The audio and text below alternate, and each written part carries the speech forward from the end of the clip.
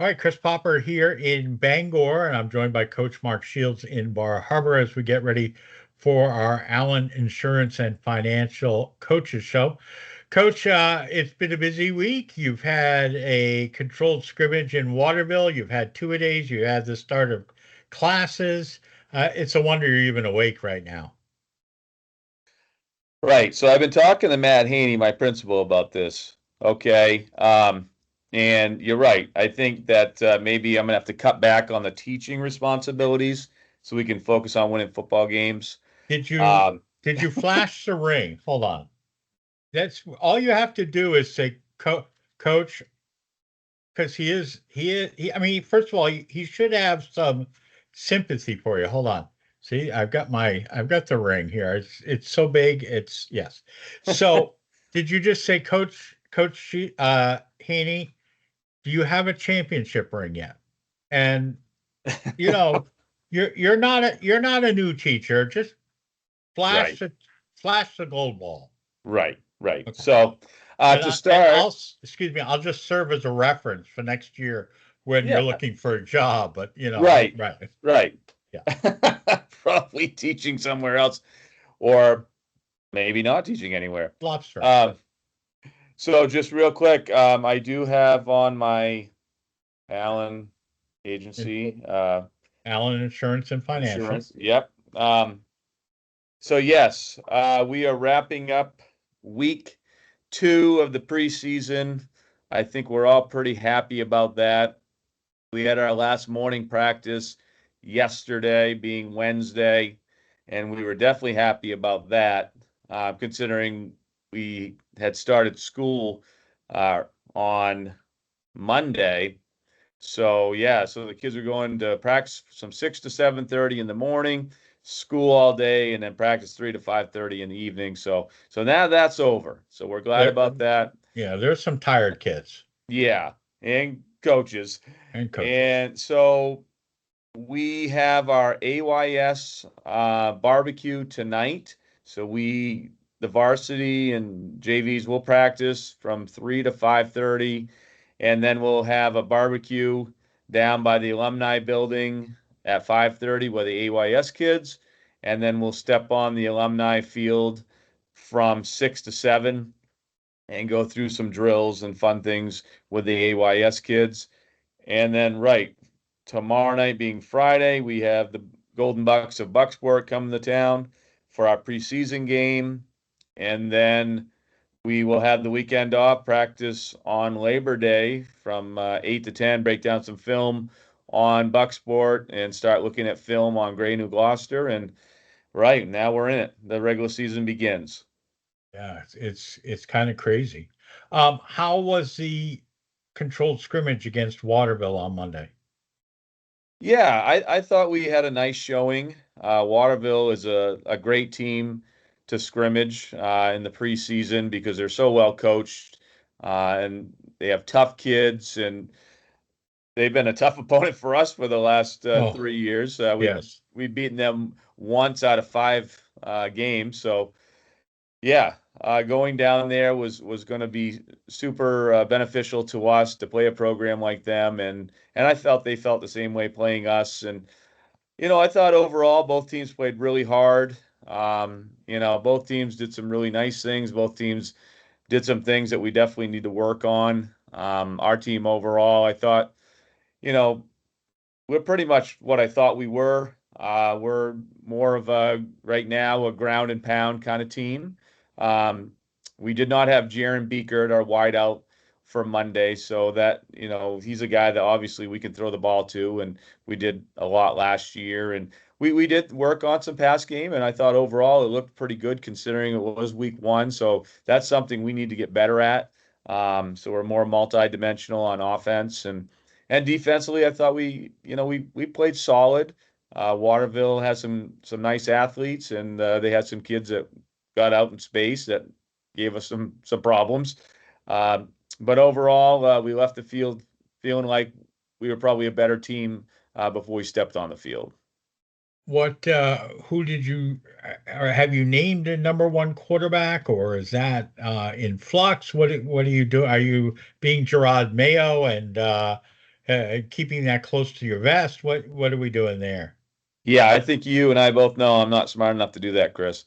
Just ask my wife. So, right. So, Cal Hodgson right now is our starting quarterback. At the end of last season, Cal and I talked, and Cal was really excited to step in that role. Obviously filling some big shoes with Spencer Lorendo, and we have Alistair Frangelo, who's a sophomore, and he's been repping as well. He ran our twos on Monday, and then we have a couple of younger guys, Trey DeGrassa and Tyson Mace, that have been running the third group. So it's nice. We actually have a little bit of depth at quarterback this season, and you never know. You might Right. need that. So yeah, all four guys are doing a nice job. And we're starting tailback, running back, Lincoln Gray, or I mean, he really came on last year as a freshman. Had a Yes. little bit of yips carrying the ball the first couple games, but really got over that and was just huge in the latter part of the season. Yeah, his maturity throughout last season definitely showed up, in the state championship game. He had a phenomenal game. So yeah, Lincoln Gray is carrying the ball for us, and Evan McKenzie. Those guys are sharing some time at the tailback position. And then we got big old Nate Olson at fullback, and he's a load. So you put those two kids behind Nate, and then you got Cal at quarterback, and we do have a solid offensive line this year. Pretty mature line. So yeah, I think definitely the strength of the team right now would be the run game for sure. Yeah. Well, I guess, listen, Jaron Beeker is such an huge part of that offense. I mean, with his height and his ability to jump, I mean, my Lord, we just watched that catch. I close my eyes and see that catch in the end zone in the state championship game, and he he's a great player and has potential to be an outstanding receiver for the Trojans this year. Yeah, definitely. Once again, you could see his maturation through last season. We definitely, started to utilize him a lot more about halfway through the season last year, throwing him the ball. And then you're right, by the time we got to the state championship, he was tough to stop. And yeah, we're excited to get him out there. He's been a little hobbled with a ankle. He tweaked his ankle in a fitness station, a conditioning station, week one, and he's That's still really kind of good. I mean, condition and get hurt. I mean, that's kind of goes against what's supposed to happen. right, right. So that obviously is the head coach again. And we know that he gets confused, and he has them out there jumping bags. Uh, so he's been practicing a little bit this week, and we're not sure if he'll play tomorrow night against Bucksport, or if he does, it definitely be limited time. We definitely want to get him ready to go for Gray New Gloucester. Yeah, and I mean, it's nice to play the Golden Box, but at the end of the day, it doesn't count. Right. Yeah. And, we told the kids going into Waterville on Monday, no, the scoreboard is going to be off. It's going to be like a practice, except you're going to be now competing against, someone with different color on their jersey. But we're looking for football players at this point. You're going to make a ton of mental mistakes. We're not worried about that. But we're looking for guys to go full speed and show that intensity and that aggression on the field. And that'll be the same thing, you're right, against Bucksport. The score is totally irrelevant. We're going to be playing like Bucksport will be, many, many kids, multiple kids in different positions. Right now, each team is trying to figure out who's going to play where. And that's what we're looking for Friday night. And I'll tell the kids the same thing against Bucksport. We're looking for guys to shine. I tell the kids all the time, don't be ordinary.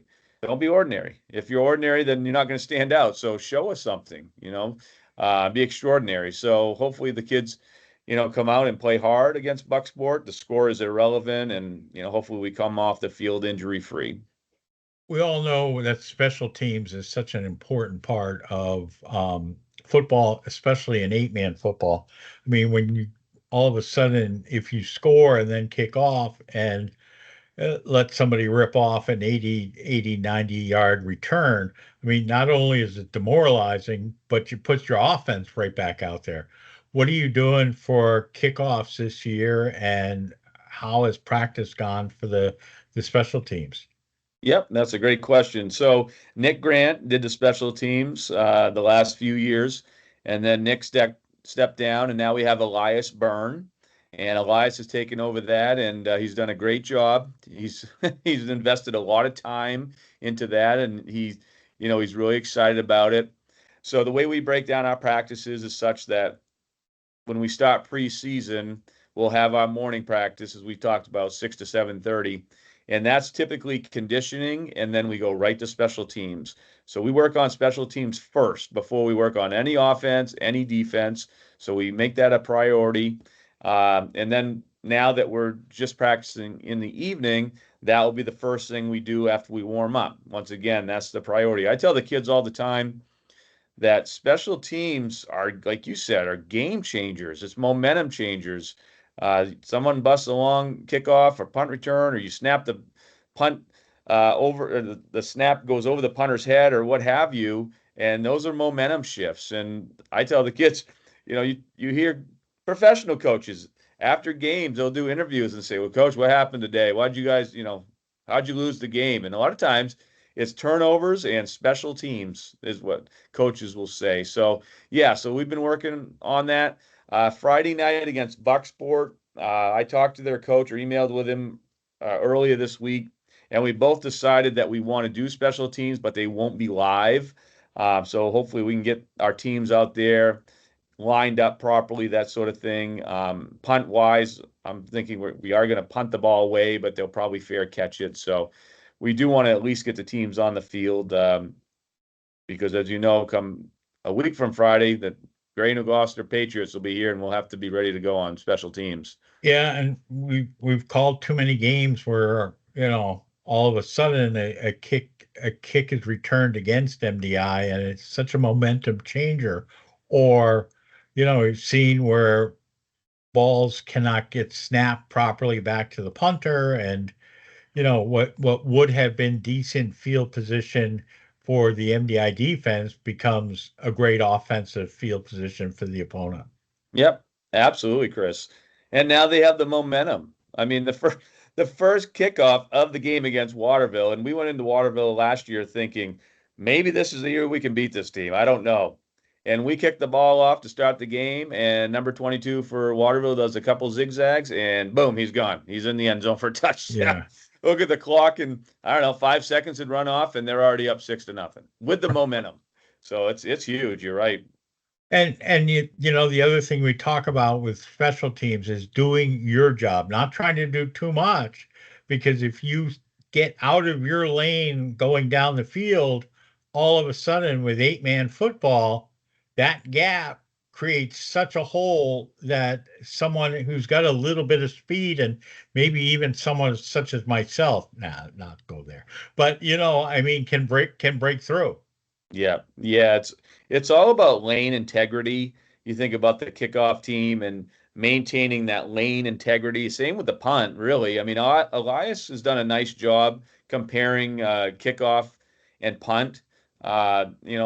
With kickoff, it makes sense. I mean, the way the kids are lined up, spread apart, and they're going to run their lanes, and we talk about that. But then in punt, he lined them up similar to that, to show them that that's really what we're trying to do is that lane integrity, and don't, like you said, don't allow those huge gaps for those quick kids to get through. So we'll see. Yeah, Hopefully, we play well on special teams against Gray New Gloucester.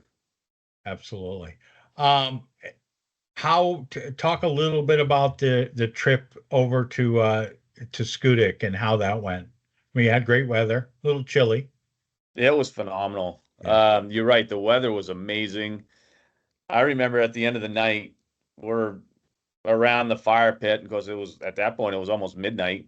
But looking up at the sky over there, it's just so beautiful. So yeah, yeah, that was great. We had great weather. I think the kids had a really nice time. We did our our normal, we get over there and we have a quick practice, and then we ate dinner. The food is phenomenal. My gosh, I think all the coaches may have put on a few pounds after that little overnight, but and then we had our kickball game after dinner until about dusk. And then we went into their auditorium, which is beautiful, and we were able to watch a movie in there. I showed them a concussion video, and we talked about, concussions and the importance of, making sure that we're honest about, if Right. you do have some sort of head injury with your coaches and the trainer and that sort of thing, and understand the symptoms of a concussion and that sort of stuff. So that was nice.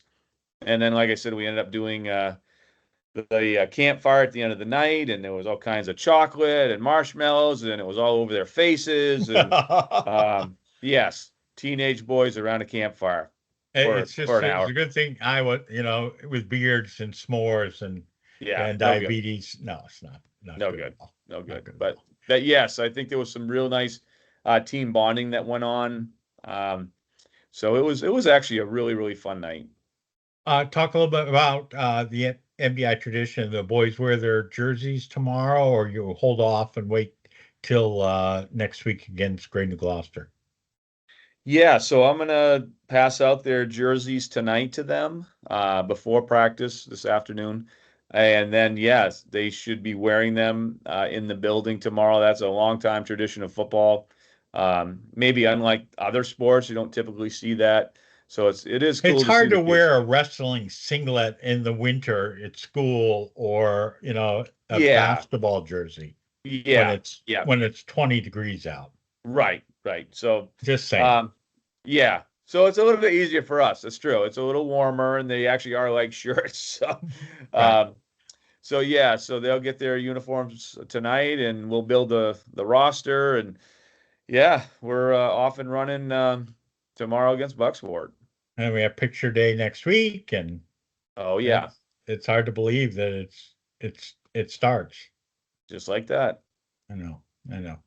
Um, all right. Anything we're missing? Anything you want to point out or I would say if people can get out to the oh, games, yes.